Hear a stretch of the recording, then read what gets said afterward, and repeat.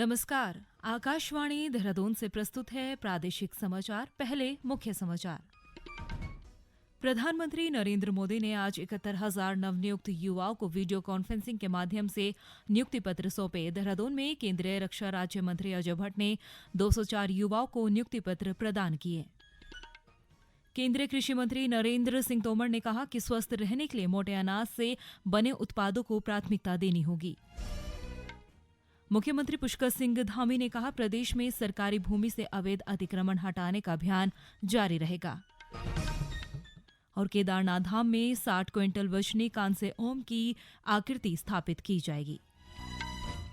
समाचारों के साथ मैं प्रियंका मलिक। अब समाचार विस्तार से।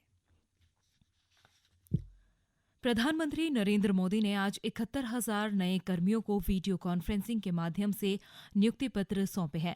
ये नियुक्ति पत्र राजधानी देहरादून सहित देश भर में 45 जगहों पर लगी रोजगार मेलों के माध्यम से दिए गए हैं।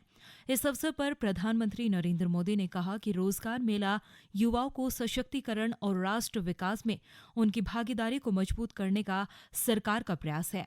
उन्होंने कहा कि इस तरह के रोजगार मेले युवाओं के प्रति सरकार की प्रतिबद्धता को दर्शाते हैं।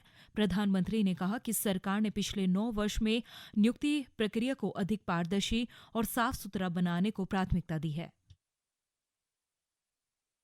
बीते 9 वर्षों में भारत सरकार ने सरकारी भर्ती प्रक्रिया को ज्यादा तेज करने, ज्यादा पारदर्शी और निष्पक्ष बनाने को भी प्राथमिकता दी है। पहले स्टाफ सिलेक्शन बोर्ड भर्ती प्रक्रिया को पूरा करने में करीब 15 से 18 महीने का वक्त लेता था।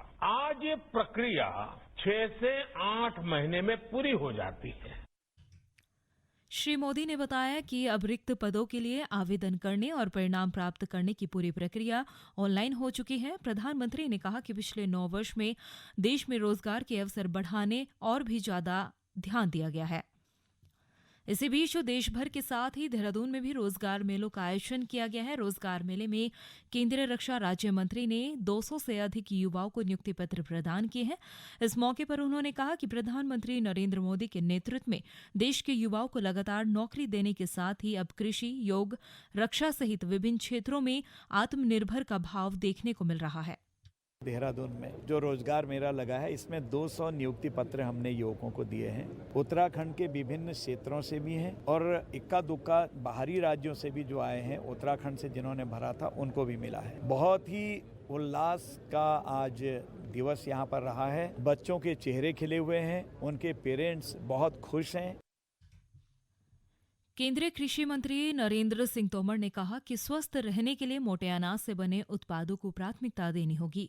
श्री तोमर ने कहा कि उत्तराखंड श्री अन्न मिलेट्स महोत्सव के दूरगामी और बेहतर परिणाम निकलकर सामने आएंगे। केंद्रीय कृषि मंत्री आज देहरादून में उत्तराखंड श्री अन्न मिलेट्स महोत्सव के समापन अवसर पर किसानों और अन्य गणमान्य लोगों को संबोधित कर रहे थे। इस मौके पर उन्होंने कहा कि केंद्र सरकार लगातार खेती को बढ़ावा देने का काम कर रही है। उन्होंने बताया कि पहले 21,000 करोड़ कृषि का बजट हुआ करता था और आज 1,25,000 करोड़ है। श्री तोमर ने कहा कि इस आयोजन से मिलेट्स की महत्ता और उत्पादन बढ़ेगा। उत्तराखंड राज्य ने श्री अन्न महोत्सव का 4 दिवसीय आयोजन किया है। यह आयोजन मिलेट्स यानी श्री अन्न के उपयोग को प्रोत्साहित करने की दिशा में, जागरूकता फैलाने की दिशा में मील का पत्थर साबित होगा। हम सब जानते हैं मिलेट्स श्री अन्न का आहार में बहुत महत्वपूर्ण योगदान है। यह योगदान और बढ़े जिससे आहार में पोषकता का जो अभाव है वो खत्म हो सके, देश के लोग भी स्वस्थ रह सकें और समूची दुनिया भी स्वस्थ रह सके। सारी दुनिया का कल्याण हो, भारत इस मामले में हमेशा अपने दायित्व का निर्वहन करता है। इससे पूर्व केंद्रीय कृषि मंत्री नरेंद्र सिंह तोमर ने मुख्यमंत्री पुष्कर सिंह धामी से देहरादून में मुलाकात कर राज्य में कृषि से संबंधित विषयों पर चर्चा भी की। चमोली जिला जल्द ही 100% साक्षर जिलों की श्रेणी में शामिल होगा।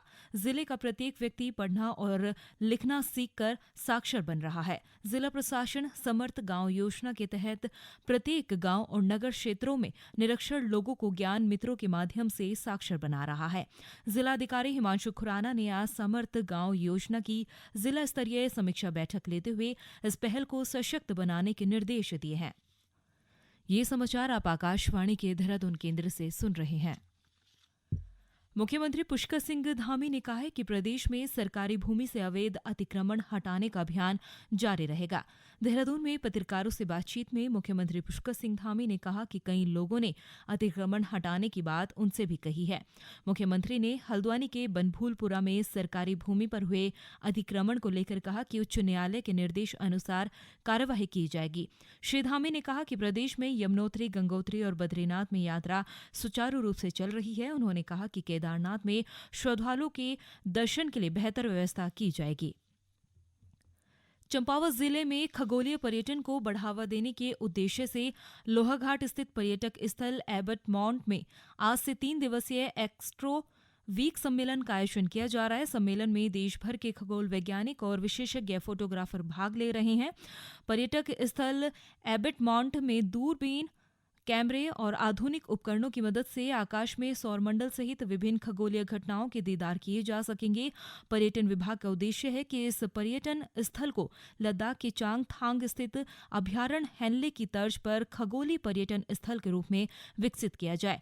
पर्यटन विकास अधिकारी अरविंद गौड़ ने बताया कि सम्मेलन का उद्देश्य जिले में खगोलीय पर्यटन को बढ़ावा देना है। एस्ट्रो वीक का आयोजन प्रस्तावित किया जा रहा है। इसमें एस्ट्रो टूरिज्म के अलावा स्टार गेजिंग, बर्ड वॉचिंग, आपका telescope handling, camera handling workshop सारी इसमें इसका आयोजन कराएंगे और इसमें नेचर ट्रेल्स का भी हम आयोजन कराएंगे। इसमें हमारा मेन उद्देश्य एस्ट्रो टूरिज्म की काफी हाई एंड एक्टिविटी मानी जाती है टूरिज्म के पॉइंट ऑफ व्यू से, तो इसको डेवलप करना है इस डिस्ट्रिक्ट में और साथ ही साथ हमारा एबट माउंट को हाई एंड टूरिज्म के लिए प्रमोट करना है। केदारनाथ धाम में जल्द ही 60 क्विंटल वजनी कांस्य ओम की आकृति स्थापित की जाएगी। इस आकृति को स्थापित करने के लिए जिला आपदा प्रबंधन प्राधिकरण ने सफल ट्रायल भी कर लिया है।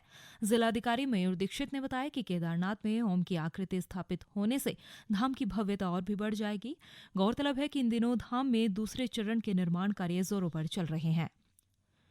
प्रदेश के टिहरी, पौड़ी और उत्तरकाशी जिले में आज तहसील दिवस का आयोजन किया गया। टिहरी के जाखणी दा थार स्थित राजकीय इंटर कॉलेज में तहसील दिवस आयोजित किया गया। तहसील दिवस में 43 शिकायतें और अनुरोध पत्र प्राप्त किए गए हैं। इस मौके पर जिलाधिकारी डॉक्टर सौरभ गहरवार ने अधिकांश शिकायतों का मौके पर ही निस्तारण किया। शेष शिकायतों के निस्तारण के लिए अधिकारियों को निर्देश दिए हैं। जिलाधिकारी ने अधिकारियों को जिले के प्रत्येक घर को जल जीवन मिशन योजना से जोड़ने के भी निर्देश दिए। वहीं पौड़ी जिला मुख्यालय में तहसील दिवस में 18 शिकायतें दर्ज की गई। इस मौके पर अपर जिलाधिकारी इलागिरी ने 5 शिकायतों का निस्तारण किया। शेष प्रकरणों को समय पर निस्तारण करने के निर्देश दिए। तहसील दिवस में 18 शिकायतें प्राप्त हुई, जिसमें ज़्यादातर शिकायतें थीं हमारी पेयजल का, रोड का, जिसमें कि हमारी 5 शिकायतों का तो निस्तारण हो गया है और बाकी शिकायतें भी 1 हफ्ते के अंदर हमारी निस्तारित हो जाएंगी। उधर उत्तरकाशी जिले में सरकार जनता के द्वार कार्यक्रम के तहत सुदूरवर्ती तहसील धंतोरी में जिलाधिकारी अभिषेक रोहेला ने शिकायतों का निस्तारण किया। धौतरी में तहसील दिवस का आयोजन किया गया है यहाँ, और इस तहसील दिवस के साथ ही एक बहुउद्देश्य शिविर लगाने का भी साथ में ही निर्णय किया गया था। और यहाँ आज 35 प्रार्थना पत्र प्राप्त हुए हैं, जिनमें से कुछ का मौके पर निस्तारण भी किया गया है और शेष को 15 दिवस के अंदर निस्तारण करते हुए इसमें समीक्षा की जाएगी। दुग्ध विकास एवं पशुपालन मंत्री सौरभ बहुगुणा ने आज उत्तरकाशी में मातली दुग्ध संघ परिसर में जनता के द्वार कार्यक्रम के तहत पशुपालकों की समस्याएं सुनी। उन्होंने अधिकारियों से पशुपालकों को सरकारी योजनाओं की जानकारी देने के साथ ही समिति की महिलाओं की शिकायतों को हल करने के भी निर्देश दिए हैं। श्री बहुगुणा ने बताया कि गंगा गाय योजना के तहत पहले 3 और 5 गाय दिए जाने का प्रावधान था। अब 2, 3 और 5 गाय के साथ ही 2 भैंस देने का मंत्रिमंडल में प्रस्ताव लाया गया है। उन्होंने कहा कि पशुपालकों की आय में बढ़ोतरी के लिए दूध के मूल्य में 6 से 9 रुपये तक की वृद्धि की गई है। केंद्र सरकार ने कोविड-19 की महामारी से प्रभावित लघु व्यवसायियों को अपना व्यवसाय शुरू करने के लिए जून 2020 में प्रधानमंत्री स्वनिधि योजना की शुरुआत की थी।